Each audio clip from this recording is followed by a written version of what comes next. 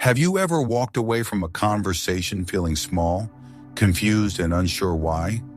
They didn't yell, they might have smiled, but something felt off, like your confidence was quietly stolen.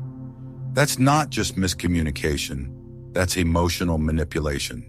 In this video, we're exposing how manipulation hides behind fake kindness and twisted logic, and how it rewires your mind without you noticing.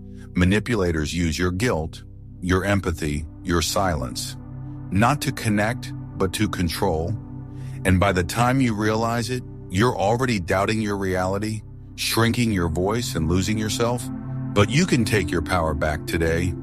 You'll learn the hidden tactics of emotional control, the mental traps victims fall into, and the Stoic tools to protect your peace, rebuild your identity, and reclaim your voice. This isn't about fighting back with noise. It's about seeing clearly and never falling for it again. If you're ready to stop being used and start standing firm, subscribe and join us. Let's begin. Number 1. What emotional manipulation is and its tactics. Emotional manipulation doesn't come with a warning label. It doesn't knock loudly, it slips in quietly, disguised as kindness, wrapped in concern, and spoken through calm voices. That's precisely what makes it dangerous. It isn't chaotic, it's calculated. It isn't violent, it's invisible. The manipulator doesn't need to control your actions directly. They only need to control your emotions, and you'll do the rest yourself. At its core, emotional manipulation is a psychological strategy where someone exploits your emotions to gain control over your thoughts, decisions, or behavior. They do it by flipping your empathy against you, by twisting your desire to be kind into a weakness. And they often do it so subtly that by the time you recognize the pattern, the damage to your self-trust has already begun. Let's break down the core tactics manipulators use, because without clarity, you cannot protect yourself. The first and perhaps most damaging is gaslighting. This is the act of making you question your own memory and perception of events. You recall something hurtful they said, yet they insist it never happened. You express how you felt. They accuse you of being overly emotional or dramatic.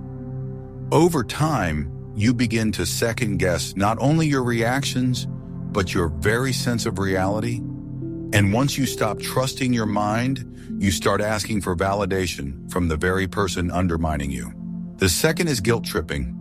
A manipulator makes you feel responsible for their emotions. If they're angry, you caused it. If they're upset, you failed them. They'll say things like, "After all I've done for you," or "You never consider how I feel." It's not a conversation. It's a contract written in emotional ink. You're now indebted, and they collect payment in the form of obedience, silence, or sacrifice.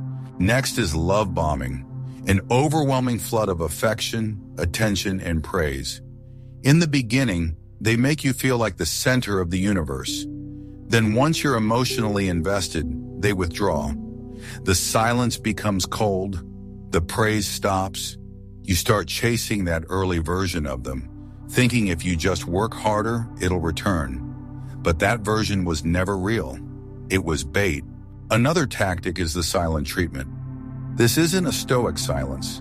It's a manipulative one. It's silence used to punish, confuse, and destabilize. They ignore you not to reflect, but to make you beg.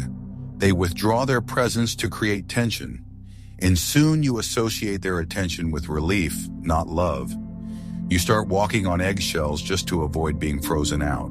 Then there's projection. This is when manipulators accuse you of the very things they're doing. They lie and call you dishonest. They manipulate and say you're controlling. They hide their flaws by forcing you to defend yours. And as long as you're on the defensive, they don't have to reflect on anything. These tactics work not because you're weak, but because you're human. You care. You want harmony. You give people the benefit of the doubt. And manipulators exploit that decency, not through force, but through distortion. Seneca wrote, The first step towards virtue is to detect the vice in ourselves. But when you're in the presence of a manipulator, their vice is often projected onto you so convincingly that you begin to carry it. You think, maybe I am the problem. That self-doubt becomes a tool they sharpen against you. The Stoics taught us to seek clarity over comfort. Marcus Aurelius reminded himself daily to look beneath the surface, to separate appearance from essence. Emotional manipulation thrives on surface appearances, on charm, on logic, on concern. But Stoic wisdom urges us to go deeper, to ask, what's the pattern here? What's real? What keeps repeating, even when the words change? Even in modern times, public figures like Eleanor Roosevelt demonstrated this clarity. She faced constant, subtle attempts to diminish her strength, to guilt her into silence, or to frame her assertiveness as aggression. But she held her center. She once said, "No one can make you feel inferior without your consent." That is more than a quote, it's a shield. It reminds us that we can deny access to our emotional core, that we are allowed to interpret behavior for what it is, not just how it is presented. To fully understand manipulation, though, we must also understand what enables it. Manipulators often behave like illusionists. They distract, then misdirect. One moment, they're complimenting your insight. The next, they're mocking your intuition. They create a loop of dependency, confusion followed by validation, withdrawal followed by affection. This cycle keeps you disoriented and compliant. Epictetus warned, if someone succeeds in provoking you, realize that your mind is complicit in the provocation. Likewise, manipulation isn't just about what they do, it's also about what we unconsciously allow, tolerate, or excuse. Often, we participate not out of weakness, but out of confusion. And clarity, not conflict, is the antidote. It's also important to note that not all manipulators are consciously malicious. Some are deeply wounded themselves, using manipulation as a survival tool. That doesn't excuse their behavior, but it explains the pattern, which means the only way to stop the cycle is to not participate in it. Detachment doesn't always mean walking away. It means seeing clearly without letting your emotions override your judgment. A major red flag that you're being manipulated is the constant need to explain yourself, to prove your worth, justify your feelings, or beg for understanding. That is not love, that is emotional erosion. The Stoics would say, if being yourself costs you peace, then what you're keeping was never meant for you, and that brings us to the deepest truth. Manipulators don't need to dominate your outer world. They only need to make you question your inner one. When you start wondering if you're too much, too sensitive, too selfish, that's not growth. That's conditioning. That's control. So pause, breathe, return to what you know. Was that love or control dressed in concern? Was that logic or manipulation clothed in calm words? Ask, reflect, and name what you see, because once manipulation is named, it begins to lose its grip, and you begin to reclaim something sacred, your clarity. And in clarity, no one controls you but you. Number 2. Why manipulation is effective. Emotional manipulation doesn't work because people are weak. It works because people are wired for connection. Because deep down, most of us want to be understood, accepted, and loved. That desire for harmony, for belonging, becomes the very thing that a manipulator twists into a weapon. They don't overpower your strength, they overplay your goodness. At its root, manipulation exploits the human fear of abandonment and rejection. When someone gives you affection, praise, or validation, and then threatens to withhold it subtly or suddenly, your brain responds with anxiety. You feel pulled to restore the connection, even if it means betraying your own needs. This is what psychologists call intermittent reinforcement, the same principle that keeps people addicted to gambling. You never know when the reward will come, so you stay locked in, hoping this time they'll be kind. This time they'll be stable. This time they'll see you, but they don't. And yet, you stay. And so, the manipulator doesn't need to be cruel. They just need to be inconsistent. One day warm, one day cold, one moment approving, the next indifferent. This emotional unpredictability is designed to keep you chasing approval, peace, the return of who they were in the beginning. But it never truly comes because their goal isn't connection. It's control. Stoic wisdom warns us of this very trap. Epictetus taught that the root of suffering is not events themselves, but our attachments to them. When you attach your peace to someone's changing behavior, you hand them the lever to your inner life, and they will pull it over and over until you forget you ever had authority over your own emotions. Another reason manipulation is so effective is because it hides behind your hope. You remember how kind they were at first, how connected things felt in the beginning. So when the dynamic turns confusing or painful, you tell yourself, they're just having a bad day. It'll go back to the way it was. That optimism, while beautiful in healthy relationships, becomes a trap in toxic ones. Because you're not seeing the person in front of you. You're clinging to the person they used to be. Consider the life of Frida Kahlo. She endured emotional chaos in her marriage to Diego Rivera. Though there was love and admiration, there was also infidelity, emotional volatility, and control. Still, she remained tied to the idea of what they had, what he could be, rather than accepting who he consistently was. And this prolonged her suffering. Kahlo's art reflected that pain, but it also reveals a deeper truth: the cost of loyalty to a version of someone who no longer exists. Manipulation is also effective because many of us were conditioned from a young age to avoid conflict at all costs. We were taught that being agreeable, accommodating, and emotionally available makes us good people. And it does, but not when it means silencing our instincts. Manipulators sense this conditioning and exploit it.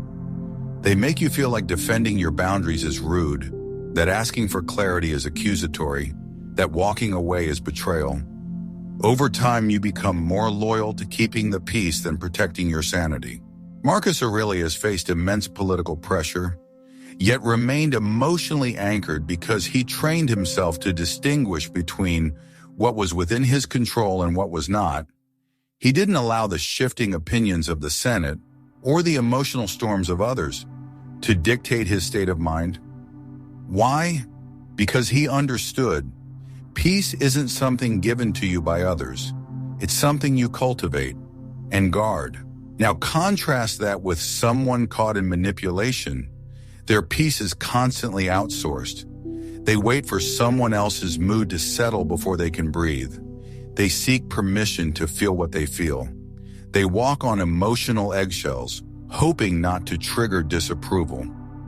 That's not love, that's spiritual servitude. Furthermore, manipulation is effective because of self-doubt.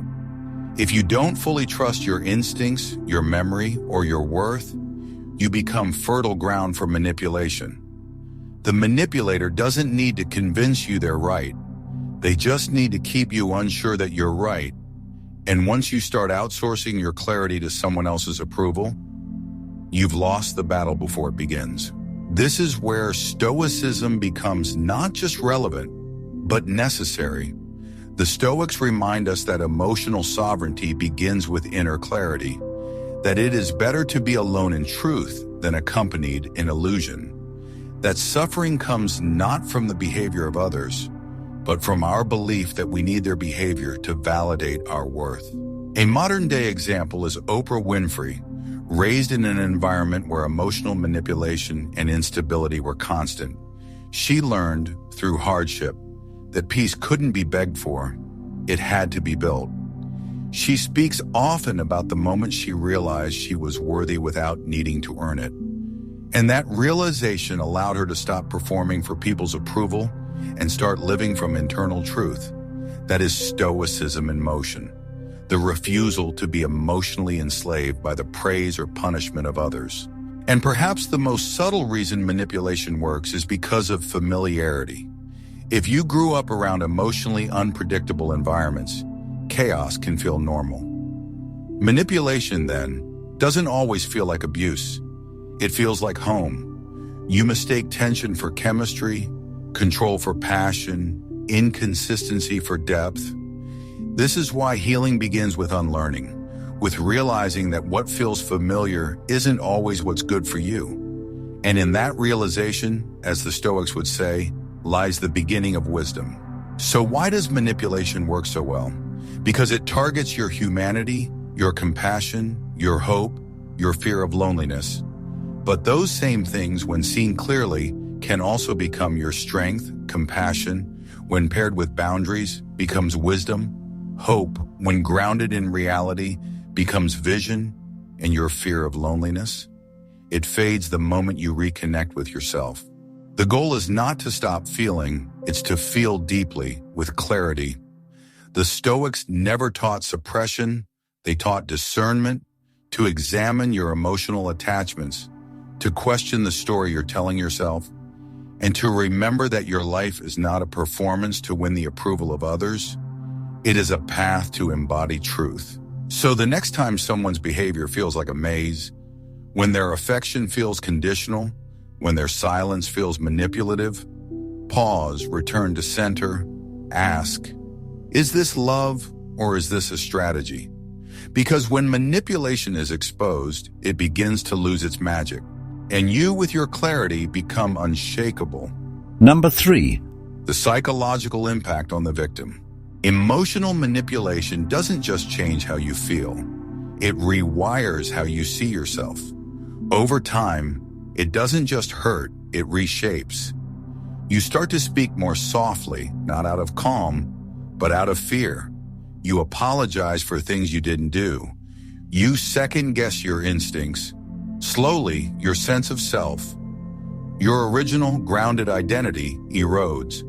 And what replaces it is a version of you molded by fear, guilt, and emotional survival. This is what Stoics would call a loss of inner alignment. According to Marcus Aurelius, the soul becomes dyed with the color of its thoughts. But when you're being manipulated, your thoughts no longer come from clarity, they come from confusion. You don't ask, what do I believe? You ask, what will keep them from being upset? You don't act from virtue, you act from fear of disapproval, and that shift, though quiet, is devastating. One of the most common effects of manipulation is what psychologists call identity erosion. You slowly lose touch with your true self and adopt a borrowed identity, one carefully shaped to avoid conflict, gain approval, or keep the peace. You become hyper-aware of someone else's emotions and deeply disconnected from your own. Your identity becomes reactive, not reflective. From a Stoic point of view, this is spiritual danger. Epictetus taught that we must never depend on the admiration of others, because the moment your self-respect is outsourced, your integrity is lost. But the manipulated mind forgets this. It begins to operate on borrowed truths and secondhand values. Then comes the internal war. You feel tension, not just with the manipulator, but inside yourself. You know something is wrong, but you can't name it. You feel pain, but you also feel guilt for feeling it. This is the beginning of cognitive dissonance, the psychological discomfort of holding two conflicting beliefs. They love me, but they hurt me. They care, but they gaslight me. The mind tries to reconcile this contradiction, and in doing so, it often sacrifices self-trust. This leads to the next impact, self-gaslighting. You begin to question whether your memories are accurate, whether your feelings are justified, whether your pain is real.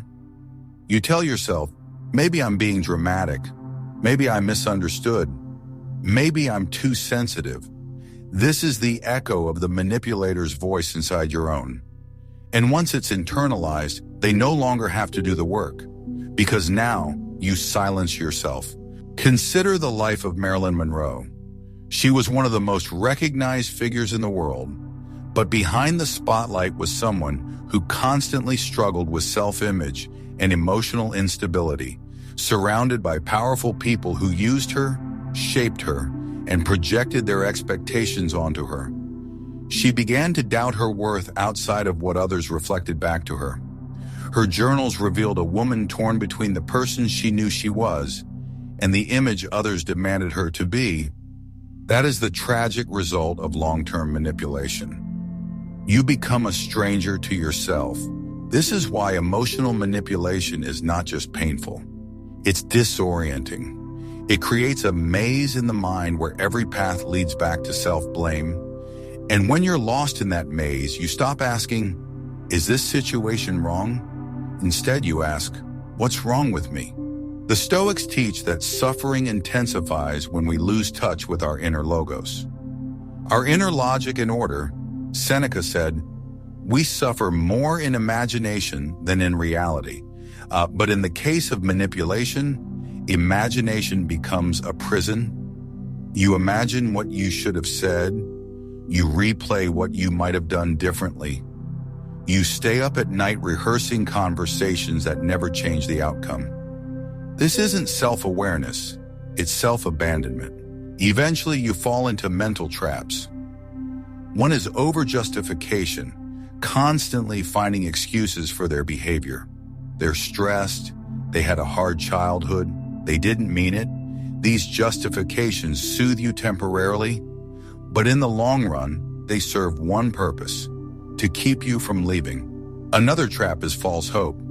You believe that if you love them harder, explain better, sacrifice more, they will change. But Stoic philosophy teaches us to abandon the illusion of control. You cannot heal someone who refuses to see their wounds. You cannot fix a dynamic rooted in distortion by pouring in more empathy. That's not love, that's erosion. Then comes emotional numbness. When you've been manipulated long enough, you no longer react with anger, sadness, or even confusion. You go quiet, not stoic silence, but hollow silence. You dissociate. You become emotionally unavailable, not out of strength, but out of exhaustion. This is the mind's way of surviving a situation it no longer knows how to process. A powerful example of survival beyond manipulation is the story of Maya Angelou. In her early life, she endured immense trauma and was silenced for years, but in that silence, she began observing. And when she eventually found her voice, it came with deep wisdom, clarity, and strength. She once said, "There is no greater agony than bearing an untold story inside you." And this is what manipulation tries to do: bury your story beneath someone else's narrative. But the Stoics would urge you, your voice is not disposable. Your perception is not defective. Your emotions are not a liability. They are signals. And once you start trusting those signals again, the fog begins to lift. And here's another layer often overlooked: emotional dependency. Over time, the victim begins to anchor their self-worth to the manipulator's reactions. If they're pleased, you feel safe. If they withdraw, you feel anxious. You start performing, not from freedom, but from fear of abandonment. This dependency keeps you emotionally caged, unable to act without first checking how it might be received. But Stoicism teaches the opposite, that the wise person acts according to reason, not reaction. The sage does what is right because it is right, not because it will be praised. We see this vividly in the story of Alanis Morissette.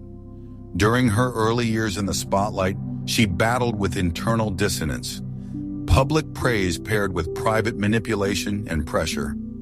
In interviews, she described losing her sense of voice in environments where charm masked control.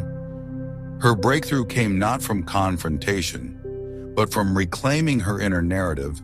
Her lyrics became a form of self-anchoring, a Stoic act of declaring, "I know what I feel, I trust what I see, and I refuse to apologize for my truth."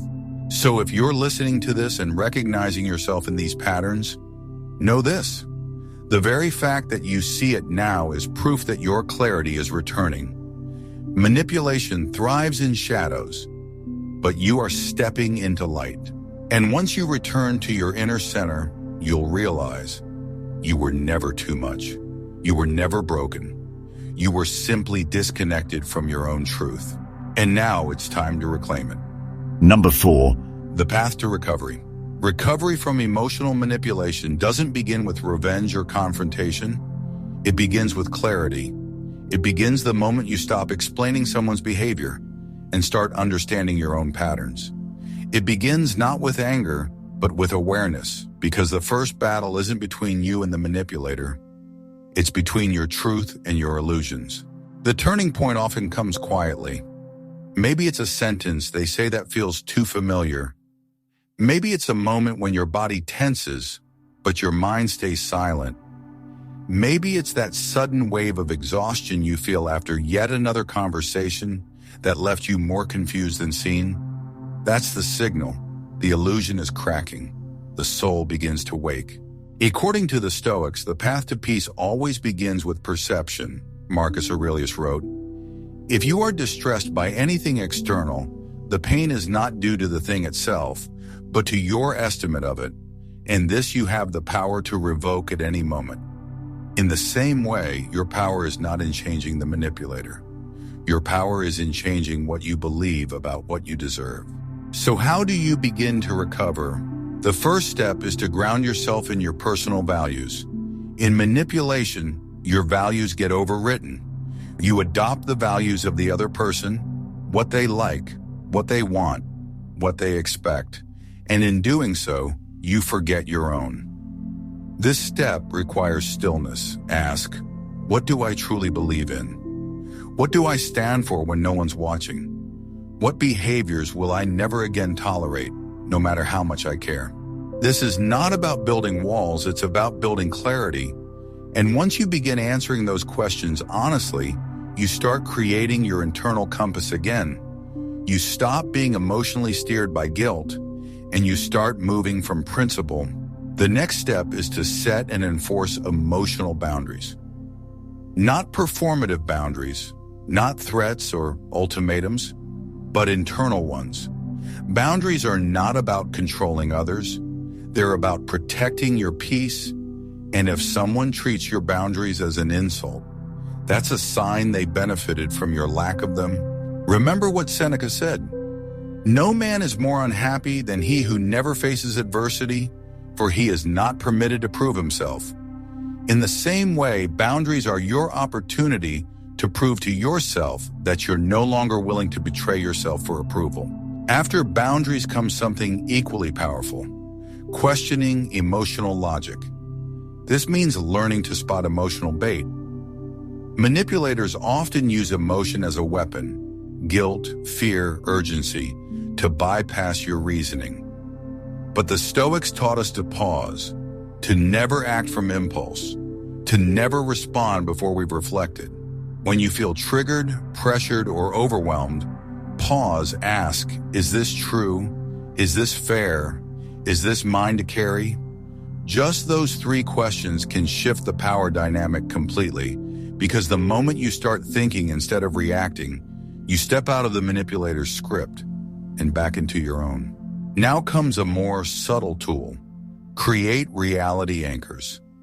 These are practices that reconnect you with what's real, because manipulation thrives in distortion, in isolation, in self-doubt. But reality anchors pull you back. Journaling is one. Not just venting, but documenting. What was said, what was felt, what actually happened. Over time, this practice exposes patterns your mind might excuse. Another anchor is trusted community. Even one person you can speak to who reflects back truth, not confusion. Someone who says, "That's not okay," when you've grown used to saying, "Maybe it's not that bad." Reality anchors help you remember who you are, especially when the fog returns. There's also a tool your mind often forgets to trust: your body. The body never lies. When something is wrong, it tells you. Tight chest, clenched jaw, shallow breath. Those aren't overreactions, they're signals. And the more you learn to listen, the more you'll realize your body noticed the truth long before your mind could name it. Oprah Winfrey once said, "Doubt means don't." She meant that when something feels off, it usually is. That's Stoic wisdom disguised as intuition. When in doubt, don't explain it away, examine it. And then perhaps the most difficult but freeing step. Reclaim your voice, not in grand confrontations but in small daily choices. You reclaim your voice when you say no without apology, when you express hurt without shame, when you state what you need without asking for permission. Each time you speak with clarity, you reinforce the truth. I am no longer hiding to keep someone else comfortable. A beautiful modern example of this reclaiming is found in Viola Davis. For years, she battled with the weight of other people's expectations and silent manipulation within the industry. But she reached a turning point, not through rage, but reflection. She began choosing roles, interviews, and statements that aligned with her truth, not just public acceptance. Her story reminds us that reclaiming your voice doesn't make you aggressive, it makes you free.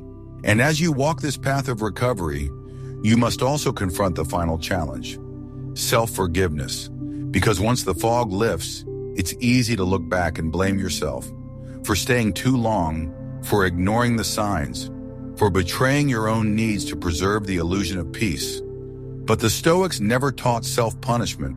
They taught accountability with compassion. Marcus Aurelius reminded himself often, "You have power over your mind, not outside events. Realize this, and you will find strength." And you will. We see this echoed in the journey of Lady Gaga. Early in her career, she struggled with manipulation disguised as opportunity. She was pressured to change her image, her voice, her message. Through reflection, she reclaimed her authenticity. In interviews, she spoke openly about the moment she stopped performing for validation and started honoring her inner truth. That shift didn't just heal her, it amplified her impact. Because when you speak from alignment, you don't just protect your peace, you become unshakable. Finally, understand this. Recovery is not a clean line. It is not linear. Some days you will feel strong. Other days you will doubt yourself. But each time you choose clarity over confusion, presence over performance, truth over comfort, you are healing. As the Stoics would say, the obstacle becomes the way. The pain of manipulation, when seen clearly, becomes the fuel for growth. It teaches discernment. It strengthens your boundaries. It purifies your values. So don't wait for closure from them. Give yourself completion. Don't wait for an apology. Give yourself alignment. Don't wait for them to see your worth. See it yourself. And once you do, you'll realize something powerful. You were never broken. You were being rebuilt. If you've made it this far, that tells me something important. You're ready to live with clarity. You're no longer willing to trade your peace for approval, your truth for silence, or your power for emotional crumbs. And that's not just growth, that's transformation. The Stoics never promised a life free of pain, but they offered something better, a mind strong enough to see through illusion, and a heart disciplined enough to stay aligned with virtue.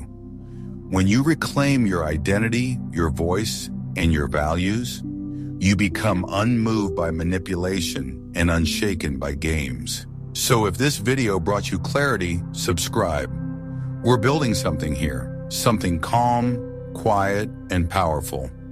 A life of emotional independence, a philosophy not just for thinking, but for living. And remember, the goal isn't to control others. It's to become someone who no longer needs to be controlled. You are not here to be reshaped by pain. You're here to rise from it, refined.